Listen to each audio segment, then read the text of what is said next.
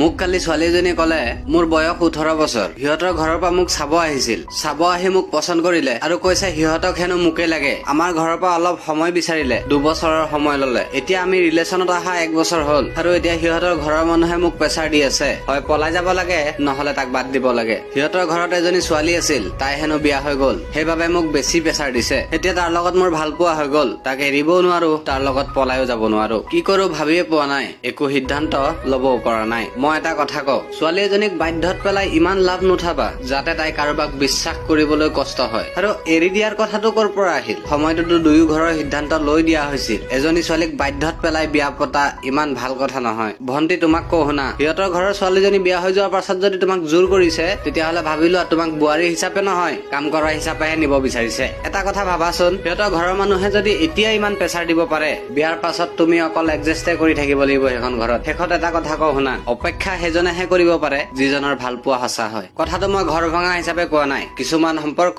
গঢ়াৰ আগতে ভাঙি যোৱাটো ভাল গঢ়াৰ আগতে ভঙা সম্পৰ্কই দুদিনহে কন্দুৱাব কিন্তু গঢ়াৰ পাছত ভঙা সম্পৰ্কই চিৰজীৱন কন্দুৱাব ধন্যবাদ।